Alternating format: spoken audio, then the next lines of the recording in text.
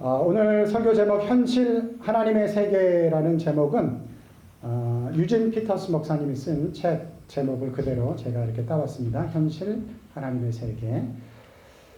제가 오늘 설교를 시작하면서 시 한 편을 여러분들에게 소개하면서 설교를 시작하도록 하겠습니다. 김옥춘 시인이라는 분이 쓴 나는 행복한 사람입니다 라는 시입니다. 잘 한번 들어보시기 바랍니다. 걸을 수 있다면 더 큰 복은 바라지 않겠습니다. 누군가는 지금 그렇게 기도합니다. 설 수만 있다면 더 큰 복은 바라지 않겠습니다. 누군가는 지금 그렇게 기도를 합니다. 들을 수 있다면 더 큰 복은 바라지 않겠습니다. 누군가는 지금 그렇게 기도를 합니다.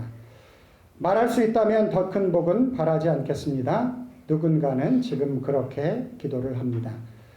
볼 수만 있다면 더 큰 복은 바라지 않겠습니다. 누군가는 지금 그렇게 기도를 합니다. 놀랍게도 누군가의 간절한 소원을 나는 다 이루고 살았습니다. 놀랍게도 누군가가 간절히 기다리는 기적이 내게는 날마다 일어나고 있었습니다. 부자가 되지 못해도 빼어난 외모 아니어도 지혜롭지 못해도 내 삶에 날마다 감사하겠습니다. 날마다 구원의 소원을 이루고 날마다 기적이 일어나는 나의 하루를, 나의 삶을 사랑하겠습니다. 사랑합니다. 내 삶, 내 인생, 나. 어떻게 해야 행복해지는지 고민하지 않겠습니다. 내가 얼마나 행복한 사람인지 날마다 깨닫겠습니다. 나의 하루는 기적입니다. 나는 행복한 사람입니다. 나는 행복한 사람입니다. 지난 4주 동안 극복하기 시리즈를 통해서 말씀을 나누었습니다. 제목은 좀 다양하게 다를 수 있었지만 사실 제가 나누고 싶었던 것은 과소비주의 시대, 내가 아무리 좋은 것을 가져도 얼마 지나지 않아서 더 좋은 게 나와서 내가 가지고 있는 것들이 결코 만족스럽지 않은 이 시대, 이 시대를 좀 비판하고 하나님의 약속의 말씀에서 우리들 가운데 요구하시는 자족하면서 감사하는 삶을 살아갈 수 있는 그것을 여러분들 가운데 좀 도전하기 위해서 극복하기 시리즈의 말씀을 제가 나누었습니다. 성경은 그리스도인들이 마땅히 살아가야 될 삶의 모습을 이렇게 이야기를 하고 있어요. 로마서 12장 2절 말씀인데 너희는 이 세대를 본받지 말고 이 시대가 어떤 가치를 가지고 어떤 방향으로 이 시대가 가고 있는지 잘 분별을 해서 그것을 쫓아가지 말고 이 시대는 끊임없이 우리에게 새로운 것을 소비하도록 요구하는데 그래서 내가 이미 좋은 것을 가지고 있음에도 불구하고 새로운 것 때문에 만족하지 못하는 그런 시대를 우리가 살아가고 있는데 그 시대 속에서 나는 항상 부족하다 그렇게 생각하지 말고 이 시대를 본받지 말고 오직 마음을 새롭게 함으로 변화를 받아 하나님의 선하고 기뻐하시고 온전하신 뜻이 무엇인지 분별하도록 하라. 하나님이 우리들까지 말씀하시는 것처럼 자족해라, 감사하는 삶을 살아라. 그것을 여러분들 가운데 좀 확인시켜 드리려고 했습니다. 주어진 것에 자족하며 감사하는 삶을 살아라. 어떻게 보면 대단히 일반적인 이야기인데 여러분 이 이야기가 대단히 영적이다라는 사실을 아시나요?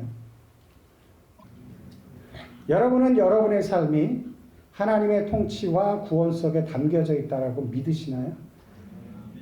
그것을 확인하는 것이 기독교 신앙이잖아요.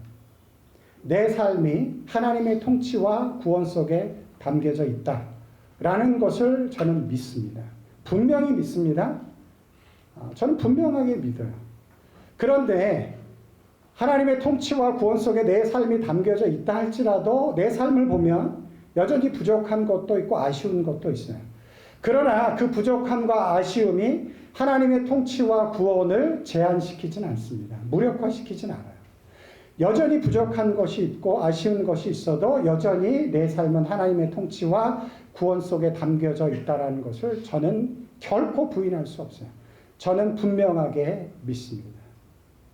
그렇다고 한다면 제 삶에 내가 보기에는 좀 부족한 것이 있고 아쉬운 부분이 있다 할지라도 하나님이 내 삶을 통치하시고 나를 구원으로 이끌어가고 있다라고 한다면 어떻게 내가 나에게 주어진 삶을 감사하지 않고 살아갈 수 있겠습니까? 자족하지 않고 살아갈 수 있겠습니까? 굉장히 일반적인 이야기이지만 굉장히 영적인 이야기예요. 나에게 주어진 것에 자족하며 감사함으로 나의 삶을 살아가는 것. 데살로니가전서 5장 18절 말씀에 이렇게 기록되어져 있습니다. 범사에 감사하라. 이것이 그리스도 예수 안에서 너희를 향하신 하나님의 뜻이니라. 교회를 안 나와도 감사하라 이런 이야기 많이 해요. 그냥 일반적인 이야기예요. 그러나 이 말씀은 감사하는 것이 얼마나 영적인 일인지 우리들 가운데 이야기를 해주고 있어요. 범사에 감사하라. 우리들 가운데 주어진 모든 일에 감사하라. 여러분, 어떻게 우리들 가운데 주어진 모든 일에 우리가 감사할 수 있나요? 하나님의 통치를 확인하지 않으면 우리는 우리에게 주어진 모든 일에 감사할 수가 없습니다. 하나님이 내 삶을 다스리고 있다는 것이 확인되어지지 않는데 어떻게 나의 삶에 주어진 아픔, 어려움, 아쉬움 이런 것들을 다 감사로 담아낼 수가 있겠어요. 그 아픔조차도 그 어려움조차도 하나님의 통치 속에 담아낼 수 있을 때만이 우리가 하나님께 감사할 수 있게 되어지는 것이죠. 그런데 그 감사가 뭐라고요? 하나님의 뜻이다. 하나님의 뜻이다. 이렇게 분명하게 하나님의 뜻을 성경은 제안하고 있어요. 감사하는 삶을 살아라. 오늘 우리가 읽은 시편 136편은 처음부터 끝까지 감사에 대한 시로 기록되어져 있어요. 하나님이 이런 일을 하셨습니다. 그분에게 감사하십시오. 그 인자하심이 영원하십니다. 처음부터 끝까지 그렇게 기록되어져 있어요. 많은 것들을 이야기를 했지만 제가 오늘 여러분들에게 두 가지만 좀 이야기를 하려고 해요. 5절부터 9절을 보시면 이 시편 기자는 창조주 하나님을 향해서 감사하고 있습니다. 한번 5절부터 읽어볼게요. 지혜로 하나님을 지으신 이에게 감사하라. 그 인자하심이 영원하미로다. 땅을 물 위에 펴신 이에게 감사하라. 그 인자하심이 영원하미로다. 큰 빛들을 지으신 이에게 감사하라. 그 인자하심이 영원하미로다. 해로 낮을 주관하신 이에게 감사하라. 그 인자하심이 영원하미로다. 달과 별들로 밤을 주관하게 하신 이에게 감사하라. 그 인자하심이 영원하미로다. 아멘. 여러분, 하나님이 만드신 이 창조 세계가 우리의 생존을 위해서 지극히 중요하다는 사실을 여러분들은 아시나요? 하나님이 만들어 놓으신 이 창조 세계가 우리의 생존을 위해서 지극히 중요하다는 것을 여러분 아시나요? 만약에 내일 아침부터 해가 뜨지 않는다. 그러면 어떤 일이 벌어질까요? 인류는 멸망하는 거예요. 그냥 멸망하는 거예요. 자연스럽게 해가 뜨지 않으면. 여러분, 하늘에서 비가 내리지 않기 시작을 합니다. 그러면 어떤 일이 벌어질까요? 인류는 그냥 자연스럽게 멸망하는 거예요. 그런데 시편 기자는 뭐라고 이야기를 하냐면 그 모든 것들을 하나님께서 만드셔서 우리가 유용하게 사용할 수 있도록 허락해 주고 있다. 그런 분께 감사하라. 그러면서 이렇게 이야기해요. 그 인자하심이 영원하다. 하나님께서 이 창조 세계를 만드시고 우리로 하여금 그 창조 세계 속에서 살아갈 수 있도록 그 하해 주신 하나님께 감사하라. 그 인자하심이 영원합니다. 그렇게 이야기를 하고 있습니다. 우리 삶에 지극히 중요한 그 모든 것들이 우리에게는 다 공짜로 주어졌다라는 사실. 혹시 감사하시는 분 계신가요? 떠오르는 태양을 바라보면서 하나님, 오늘도 이 태양을 띄우셔서 우리에게 따뜻한 햇빛을 주시고 이 땅에 모든 사람들이 살아갈 수 있는 은혜를 주신 것 감사합니다. 시편 기자는 그렇게 감사했어요. 여러분들이 정상적으로 살아가는 것이 하나님의 은혜이고 하나님을 향한 감사입니다. 제가 아까 이야기했잖아요. 어떤 사람은 눈을 떠달라고. 그것이 그 사람의 일생의 기도 제목인데 우리는 매일 눈을 뜨면서 살아가고 있잖아요. 너무 평범하고 너무 일반적인 거지만 그 모든 것들이 하나님의 예비하심 속에서 우리에게 주어졌다라는 것을 기억해라. 그리고 그분께 감사해라. 그분의 인자하심 속에 감사해라. 여러분의 가정이, 여러분의 건강이 지금 좋은 모습으로 있는 거 다 하나님의 은혜이고 축복이라는 것입니다. 그것이 저절로 되는 게 아니고 하나님의 돌보심 속에 우리가 이렇게 눈으로 보이는 건 아니지만 여전히 우리의 삶을 이끌어 가시는 그 하나님의 은혜와 능력 안에 우리의 삶이 담겨져 있기 때문에 그런 것들이 이루어지고 있다는 것이에요. 시편 기자는 그걸 감사했어요.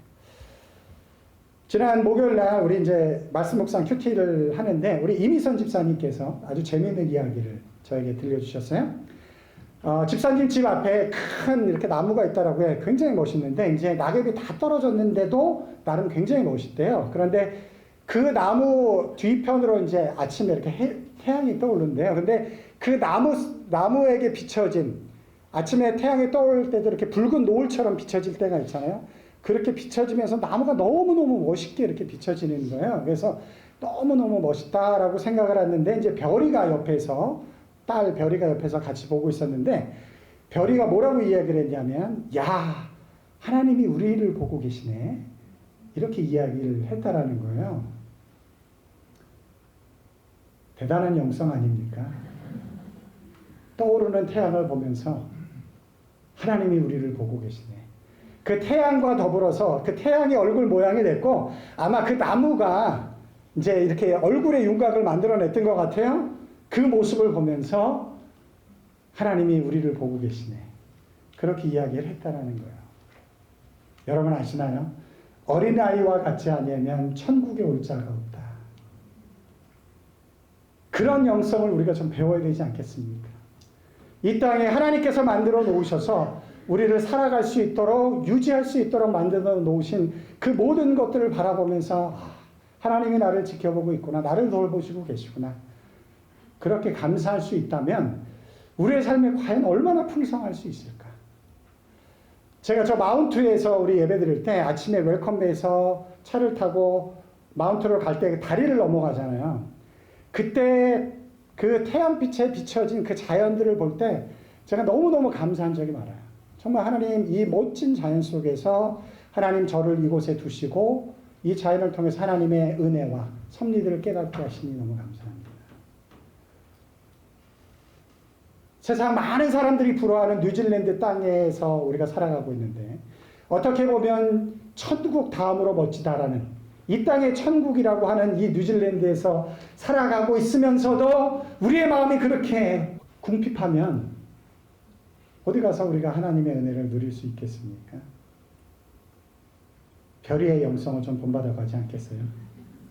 떠오르는 태양을 보면서 야 하나님이 나를 보고 계시네. 나를 돌보고 계시네. 그런 은혜의 역사가 여러분들 가운데 있길 주님의 이름으로 축원합니다. 시편 기자는 그걸 고백을 했어요. 그걸 고백할 수 있었던 믿음이 있었어요. 저는 이렇게 자주 이야기를 합니다. 우리가 예수님을 믿고 나서 우리가 알지 못한 것들을 너무 많이 얻게 되어졌어요. 하나님에 대해서 알게 되어졌고 구원에 대해서 알게 되어졌고 하나님의 나라에 대해서 알게 되어졌고 그 많은 것들을 알게 되어졌지만 기독교 신앙은 단지 거기서 끝나는 게 아니고 그것을 알게 되어짐을 통해서 이미 나에게 주어진 것이 다 하나님의 은혜이고 축복이다라는 것을 알아가는 것 거기까지 우리의 신앙이 나아가야 한다는 것이에요. 하나님을 알게 되어졌고 예수 그리스도의 십자가의 은혜를 통해서 성경 말씀을 통해서 이 모든 세상이 하나님의 주권과 은혜 안에서 통치되어지고 있다는 사실을 알게 되어져서 예전에는 그냥 무심히 보던 태양이 하나님이 나를 돌보시는 것이 되어지고 하나님께서 나를 지켜보고 있다는 것을 발견할 수 있는 믿음의 자리까지 이미 주어졌던 것이지만 그 모든 것이 하나님의 은혜이고 축복이었다는 것을 확인하는 자리까지 나아가는 것. 그것이 우리가 나아가야 될 기독교 신앙이 아닌가 저는 그렇게 생각을 해요. 하나님이 나를 나답게 만드셨습니다. 부족함도 있고 연약함도 있죠. 그러나 나를 나답게 만드신 하나님 앞에 이것도 다 하나님의 은혜구나. 그렇게 나아갈 수 있다면 완벽주의 극복할 수 있지 않을까요? 우리 남편이 우리 아내가 완벽하지 않지만 서로 안 맞는 부분들이 있지만 하나님의 은혜 안에서 하나님이 이렇게 짝지어 주셨다라는 것을 이해하고 확인할 때 그 안에서 우리의 삶이 얼마나 풍성할 수 있을까? 그런 생각을 해봅니다. 시편 기자는 그 창조의 세계를 바라보면서 하나님을 찬양하고 감사하는 그런 것을 했어요. 자, 두 번째 이 시편 기자는 역사 속에서 구원을 행하신 하나님께 감사했습니다. 사실 제가 오늘 주목하고 싶은 부분은 이 부분인데, 역사 속에서 구원을 행하신 하나님께 그가 감사했습니다. 10절부터 11절까지만 한번 볼게요. 우리 다 같이 한번 읽어보겠습니다. 10절, 11절 시작. 애굽의 장자를 치신 이에게 감사하라. 그 인자하심이 영원하미로다. 이스라엘을 그들 중에서 인도하여 내신 이에게 감사하라. 그 인자하심이 영원하미로다. 이 말씀 이후에 하나님께서 이스라엘의 역사 속에 들어가셔서 어떻게 이스라엘 백성들을 그 역사 안에서 구원해 나가시는지를 성경은 기록을 하고 있습니다. 여러분, 하나님은 하나님의 구원을 이 땅의 역사 속에서 드러내셨습니다. 역사를 초월해서 이스라엘 백성들을 구원할 때 이스라엘 백성들이 있는 그 역사 속에서 이스라엘 백성들을 싹 뽑아내서 어떤 신비한 차원의 이스라엘 백성들을 데리고 가서 구원을 이루어내는 것이 아니고, 좀 더 쉽게 설명을 하면 이집트에서 노예로 살고 있었던 이스라엘 백성들을 구원할 때 하나님이 놀라운 방법으로 그냥 이스라엘 백성들을 다 들어서 구름으로 들어 올려서 가나안 땅으로 딱 이렇게 옮겨 놓은 게 아니고, 이스라엘이라는 역사 속에, 바로가 통치하는 그 시대의 역사 속에, 그 모든 것 속에서 하나님은 하나님의 구원을 이루어 가시면서 이스라엘 백성들을 가나안까지 인도해 가셨다는 것입니다. 그러니까 하나님의 구원이 우리의 역사와 상관이 없는 것이 아니고, 하나님의 구원이 우리의 역사 속에 들어오셔서 하나님의 구원을 우리의 역사 속에서 이루어 가고 계시다라는 것이죠. 그것을 하기 위해서 하나님께서 인간의 몸을 입고 이 땅에 어린 아이로 오신 거예요. 그리고 자라셨고 슬프기도 하셨고 배가 고프기도 하셨고. 왜 굳이 그렇게 불편한 방법을 사용하셨을까요? 하나님의 역사 속에 들어오기 위해서. 우리가 이 땅에 살아가는 이 역사 속에 들어오셔서 하나님의 구원의 역사를 이루기 위해서 하나님께서 역사 속에 들어오셔서 하나님의 구원을 이루셨다는 것이죠.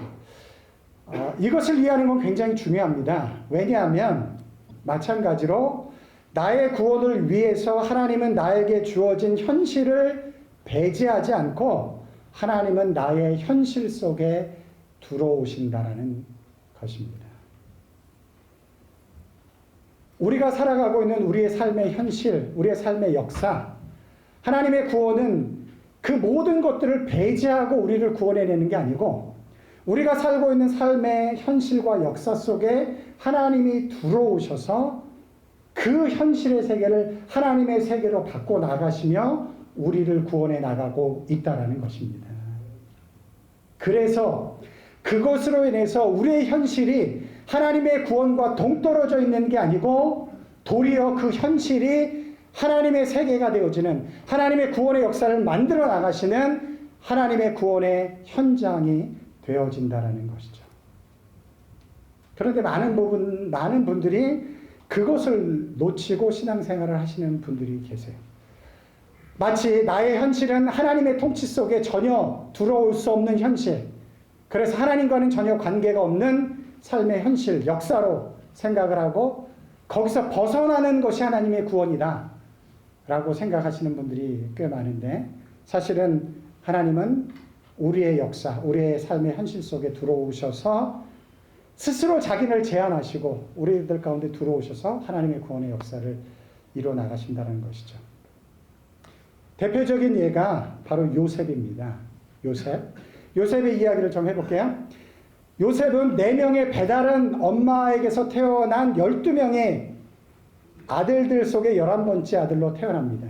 여러분, 엄마가 4명이에요. 그래서 아들이 12명이 됐어요. 그 아이들이 화평하게 살 수 있을까요? 그렇지 않습니다. 엄마가 다르기 때문에 서로 시기하고 질투하는 것들이 생겨요. 왜 하나님은 요셉을 그런 가정에 태어나게 하셨을까요? 다 모르죠. 그러나 어쨌든 하나님은 요셉을 그런 가정에 태어나게 하셨어요. 요셉에게 주어진 현실이고 역사입니다. 우리는 그것을 부정하고 싶은데 그런데 성경은 그것이 요셉에게 주어진 현실이고 역사라고 해요. 그 현실로 인해서 요셉이 굉장히 어려운 삶을 살게 되어집니다. 형들이 요셉을 시기하기 시작을 해요. 그래서 결국은 요셉이 이집트의 노예로 팔려가게 되어집니다. 그것이 요셉에게 주어진 현실이에요.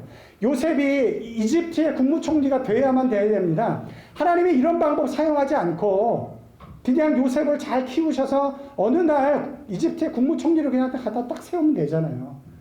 그런데 하나님의 구원의 역사는 그렇게 하지 않고 요셉에게 주어진 현실 역사라는 곳에 담겨져서, 그러나 그것이 하나님과 관계가 없이 나아가는 것이 아니고 그 역사 속에 들어와서 그 현실을 하나님의 구원의 역사로 이끌고 나가시는 그런 역사로 요셉의 삶을 인도하고 있다는 것이에요.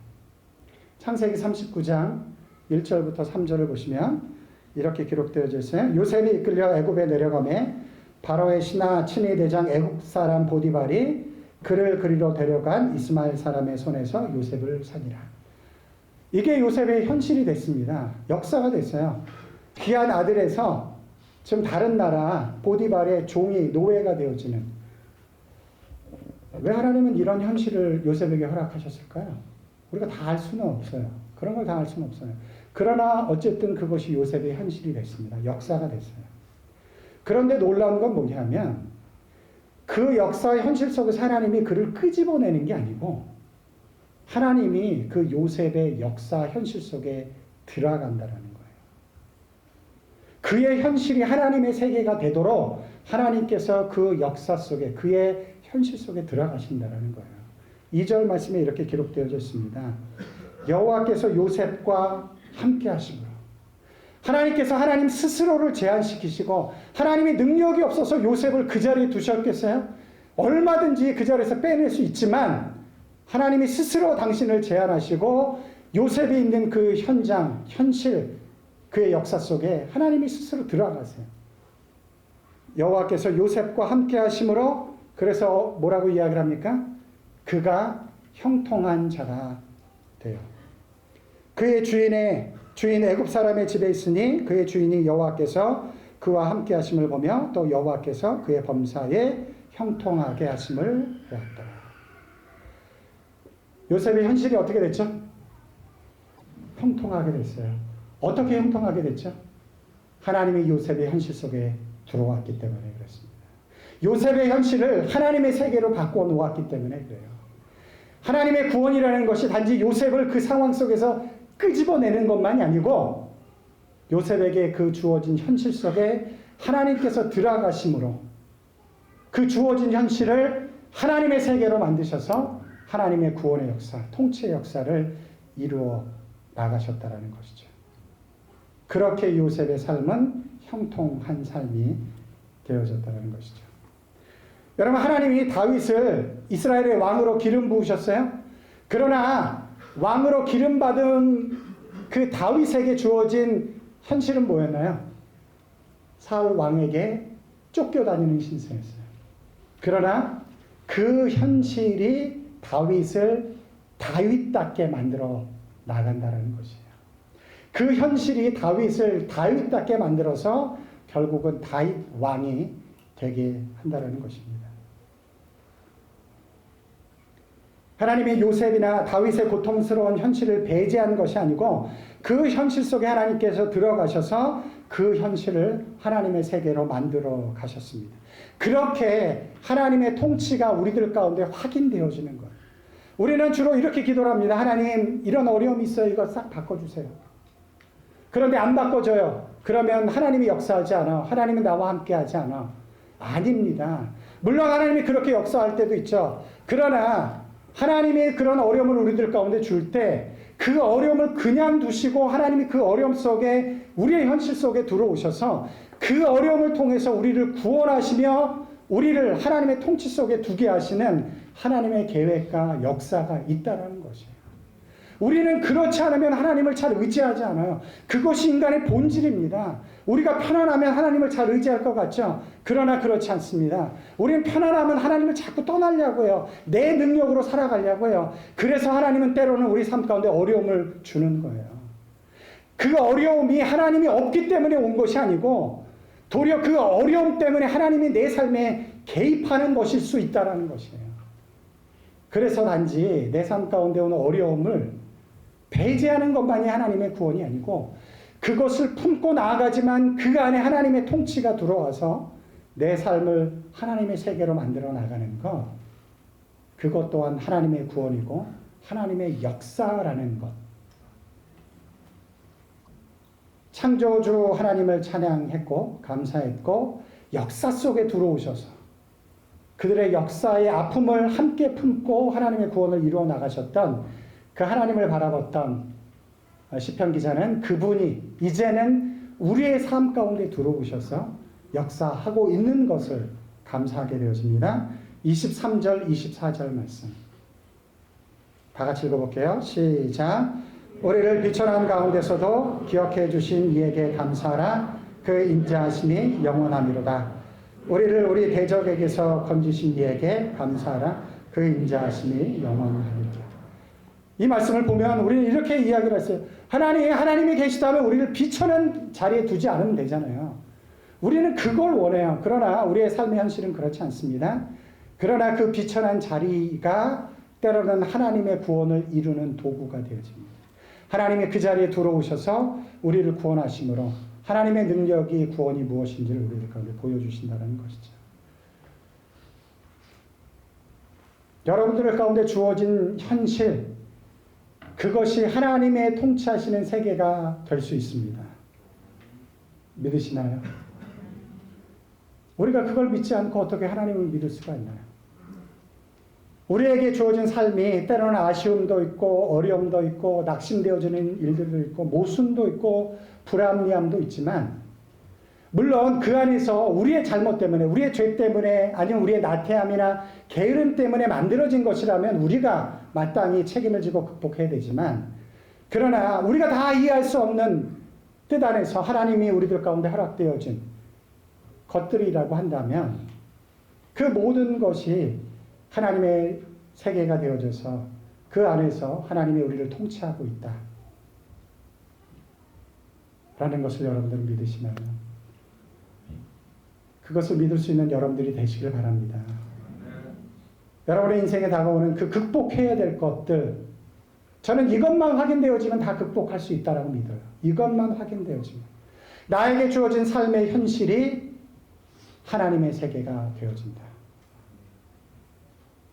여기서 벗어나는 것만이 구원이 아니고 여전히 불합리함이 있고 모순이 있지만 그러나 그 모순된 세계 속에 하나님이 들어오셔서 그 모순을 형통함으로 만들어 나가시는, 여러분 얼마나 그 모순인가요? 요셉을 국무총리로 세울 계획을 다 갖고 계신데 남의 나라에 노예로 가게 하시고 감옥에 들어가게 하시고 결국은 그 과정을 통해서 국무총리를 만들어 나가시는 하나님의 역사. 여러분들에게 주어진 삶의 현실, 역사를 새로운 관점에서 볼 수 있는 여러분들이 되시길 주님의 이름으로 축원합니다. 그러면 하나님이 함께 하시는 것들을 여러분들이 확인할 수 있어요. 저는 목회자로 저의 삶을 살아가는 것이 저에게 주어진 역사이고 현실입니다. 때로는 제가 이런 생각이에요. 제가 한번 물어볼게요. 여러분, 나 다시 태어나면 난 목사가 되겠습니다. 한번 그런 분 계세요? 손들어 한번 보시고. 혹시 있다면? 아무도 없네요. 저는 그 길을 가고 있습니다. 제가 한번 다시 물어볼까요? 여러분들 자녀들이 혹시 목사가 되기를 원하시는 분?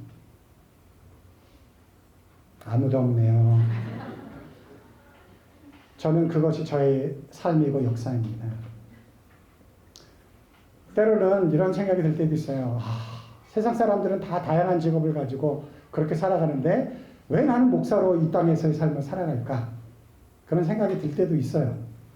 그러나 그런 생각이 든다 할지라도 제 안에 담겨져 있는 하나님의 통치, 하나님의 섭리, 하나님의 구원, 저는 절대로 부인할 수 없습니다. 하나님께서 저의 체질을 아시고 저의 모든 것을 아시고 너는 목사가 돼야 돼. 그래야지만이 하나님을 잘 섬기는 사람으로 이 땅의 삶을 살아갈 수 있어. 저도 알아요. 만약에 제가 목사를 안 하면 아마 제가 이렇게 거룩하지 않은 삶을 살 수도 있어요. 가능성이 충분히 많습니다. 하나님께서 저의 삶의 현실, 역사를 그곳에 두셨어요. 때로는 그게 너무 갑갑하기도 하고 힘들기도 할 때가 있지만, 그러나 저는 그것 때문에 나에게 주어진 이 현실이 하나님의 세계라는 것을 고백하지 않을 수가 없어요. 저는 그렇게 하나님께서 저와 함께 하심을 믿습니다. 여러분의 삶이 때로는 갑갑하고 답답할 때도 하나님의 통치를 믿으신다면 여전히 그 현실 속에서 하나님은 하나님의 세계를 만들어 가시면서 여러분의 구원과 하나님의 역사를 이뤄나가는 줄 믿습니다. 그것을 보시기 바랍니다. 그걸 볼 수 있는 믿음이 되시길 바랍니다. 그러면 우리 삶 가운데 오는 여러 가지 것들을 극복해 나갈 수가 있어요. 그런 은혜가 있어서 늘 충만하고 감사한 삶을 살아가시는 여러분들이 되시길 주님의 이름으로 축원합니다. 기도하겠습니다.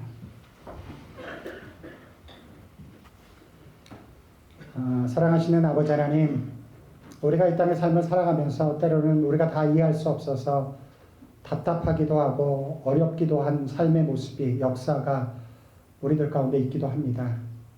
주님, 그러할 때 우리는 이런 유혹에 빠집니다. 하나님이 나를 떠나 있나? 하나님이 이 세상을 통치하지 않으시는가?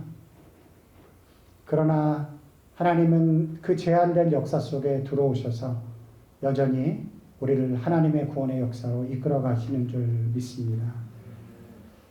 하나님께서 우리를 그런 답답한 상황 속에서 끌어내는 것도 하나님의 구원이지만, 그런 답답한 상황 속에 두시고 하나님의 그 상황 속에 들어오셔서 하나님의 세계를 만드시고 우리를 형통케 하시는 하나님의 역사도 또한 하나님의 구원입니다. 그것을 볼 수 있는 믿음을 저희들 가운데 이렇게 주시고, 그래서 때로는 모순이 있고 불합리함이 있지만 그 모든 것조차도 하나님의 통치 안에 담아낼 수 있는 믿음으로 나아갈 수 있도록 우리를 축복해 주셔서 범사에 감사할 수 있는 그런 삶을 살아갈 수 있도록 우리를 축복해 주시옵소서. 감사하며 예수님의 이름으로 기도드리옵나이다. 아멘.